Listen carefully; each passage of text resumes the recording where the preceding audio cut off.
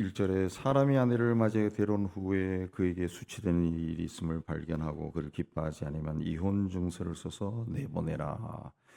수치되는 일이 아내를 맞이 데려왔다. 결혼한 후에 수치되는 일이 있음을 발견했다. 수치되는 일. 그 수치되는 일이란 말은 이제 성서적으로 원두서 이제 점잖지 않은 일, 뭐 이런 걸 이야기하는데, 그래서 랍비들은 이게 무슨 뜻인가 해서 여러 가지로 연구를 했다고 합니다. 그래서 연구한 결과가 이제 데리고 왔는데 여러 가지 종합적으로 보면은 뭔가 이 여인이 숨긴 것이 있다는 거죠. 숨긴 것, 숨긴 것. 예. 그러니까 그것이 이제 이 정조가 없고 좀 뭔가 외설적이고 뭐 이런 품성의 문제들, 겉으로 봤을 때는 괜찮았는데, 사람이 괜찮아 보이는데 뭐 집안도 괜찮고 괜찮은데 막상 데려와 살기 시작하니까 사람이 좀 이상하더라. 예, 숨긴 것이 있다는 거죠. 또 어떤 경우에는 이제 신체적인 결함을 또 이야기도 합니다. 신체적인 결함. 예, 몸에 큰 흉터가 있다든가 아니면 어떤 뭔가 이 숨긴 질병이 있다든가 습관이 있다든가 그런 것들을 이해합니다. 어떤 아주 별로 이렇게 바람직하지 않은 것들. 예, 그래서 그런 경우 있으면은 이혼 증서를 써서 보내라.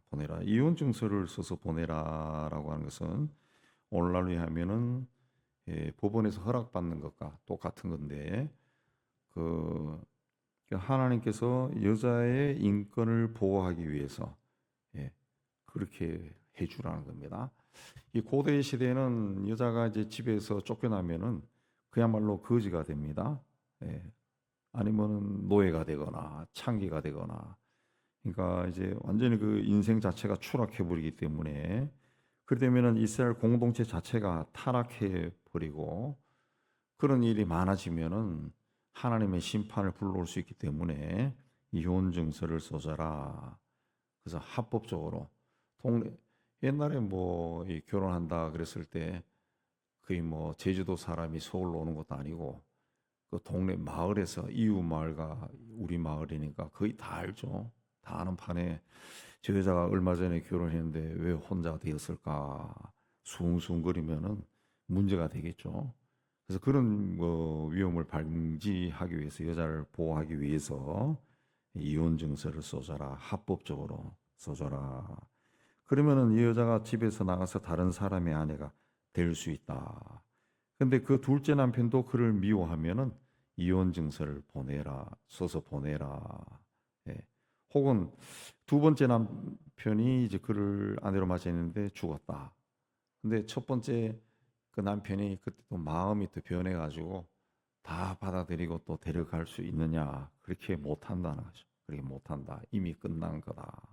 예. 그래서 4절 마지막에 하나님이 너에게 기업으로 주신 땅을 범죄하게 하지 말라. 그렇게 하지 말라는 거죠. 이미 끝난 거다. 그렇게 하는 것은 또 버렸던 사람 또 데려오는 것은 정욕으로 하는 거니까 하나님의 땅을 더럽히는 것이다. 그렇게 이야기한 겁니다. 그 다음에 5절에서는 이 결혼한 사람은 군에 데려가지 말라. 징집하지 말라. 예. 그래서 적어도 한 1년 정도는 집에 있으면서 신혼부부의 행복을 맛보게 해라. 그랬습니다. 그다음에 7절에서는 사람이 자기 형제를 유인해서 종으로 삼거나 판 것이 발견되면 유인한 자를 죽여라. 유인하다라고 하는 것은 훔친다는 건데, 사람을 훔친다, 유괴한 거죠.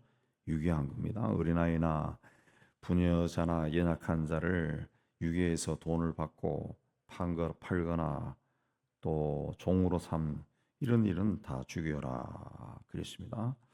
6절에는 맷돌이나 윗짝을 전당 잡지 말지니 그랬습니다. 또 10절에도 이웃에게 무엇을 구워줄 때 그 집에 들어가서 전당물을 취하지 말라 그랬습니다. 전당이라고 하는 것은 이제 담보를 이야기하는 겁니다. 담보를 이야기하는 건데, 예. 그 담보를 함부로 취하지 말라 그런 뜻이죠. 담보를 함부로 취하지 말라 그랬습니다. 왜냐하면은 그 가난한 사람들이 빌리기 때문에 맷돌이 없어지면은 음식을 해 먹기 힘들죠. 윗짝이라고 하는 것은 다락방의 문인데 그걸 뜯어가 버리면은 그것도 이 사람이 그 살기가 쉽지 않겠죠. 그래서 그렇게 함부로 담보물을 가지지 말고 담보할 때는 가난한 사람이라 할지라도 자비와 관용을 베풀어라. 예, 특히 옷을 담보로 잡았을 때는 해질 때는 돌려줘라. 13절에 그럼 그 옷을 입고 자며 너를 위하여 축복하리니 그랬습니다. 그 옛날에는 그 이불이라는 것이 없었고 이쪽 동네는 낮에는 뜨겁죠. 그러니까 옷이 없어도 되지만은 이 밤에 잘 때는 또 기온차가 심해서 굉장히 추워요. 이 옷이 없으면은 사람이 얼어 죽을 수도 있는 거죠. 예, 인도 같은 나라도 뭐 영상 한 10도만 돼도 그 바깥에서 생활하는 노숙자들이 많더라고요. 인도는 영상 한 10도만 돼도 얼어 죽는 사람들이 생긴다 그러죠. 워낙 더운 나라니까. 그래서 옷을 입고 잘 때 이 사람이 너를 축복한다. 감사한다는 거죠. 감사한다. 예. 아이고 이게 돌려줬네 하고 감사한다. 그래서 하나님의 축복을 받고 싶으면은 가난하고 어려운 사람들, 자기 것을 전당포에 맡길 정도가 된 사람들, 그에게 자비를 베풀어라. 그래서 14절 이하에서는 가난한 일꾼이나 공공하고 비난한 일꾼, 일꾼이나 나그네를 학대하지 말라. 객이든지 그를 학대하지 말고 품삯은 다음 날로 미루지 말고 바로 그날 줘라. 예, 바로 그날 해진 후까지 미루지 말라. 그 해가 지면은 이스라엘은 그 다음 날이 시작되는 거예요. 그러지 말고 그날 줘라. 그는 가난하기 때문에 품삯을 간절히 바란다. 그리고 그걸 주지 않아 가지고 하나님께 호소하지 않도록 해라. 호소하지 않도록 해라. 그렇게 이야기했습니다. 또 17, 18절에는 가난한 자들의 송사를 억울하게 하지 말라. 예. 그래서 과부의 옷을 전당 잡지 말라. 18절에 너도 과거의 애굽의 종이었다. 그러므로 18절에 내가 네게 이 일을 명하노라. 이 일을 행하라 명하노라. 22절에도 이러므로 내가 네게 이 일을 행하라 명령하노라. 그렇게 하겠습니다. 예. 그 19절에는 내가 밭에서 곡식을 뺄 때 그 한 뭇을 밭에 잊어버렸거든.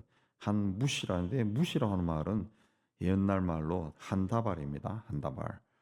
예, 곡식을 베고 한 다발을 묶어 놓고 잊어버렸는데 아이고 아까 내가 잊어버렸구나 해서 가서 다시 가져오지 말라. 놔둬라. 그러면 나그네와 고아와 가부가 이삭을 주스러 왔다가 그걸 가져가게 되겠죠. 또 20절에 감람나무를 뜬 후에 가지를 다시 살피지 말라. 달려 있는 것은 고아와 객과 가부들이 또 나갈 거다는 거죠. 포도도 마찬가지라는 거죠. 예. 항상 주변에 그것마저도 없는 사람들이 있다는 거죠. 예. 예, 그 사람들을 가져가도록 버려두라. 그리하면 하나님이 네가 하는 모든 일을 복을 주실 것이다. 복을 주실 것이다. 우리나라에 이제 폐지를 줍는 그 연세 많은 분들이 많은데 가끔씩 이렇게 보면은 그 종이들이 있을 때 박스들이 있을 때 자기 집이나 가게에 쌓아뒀다가 오면은 주는 그런 사람들 텔레비에 가끔씩 나오더구만요. 예, 그런 따뜻한 마음을 가지라는 거죠. 그게 복을 받는 것이라는 거죠. 예, 그리하면 내 하나님 여호와께서 내 손으로 하는 모든 일에 복을 내리시라. 복이라고 하는 것은 복을 달라고 조른다고 해서 복을 받는 것이 아닙니다.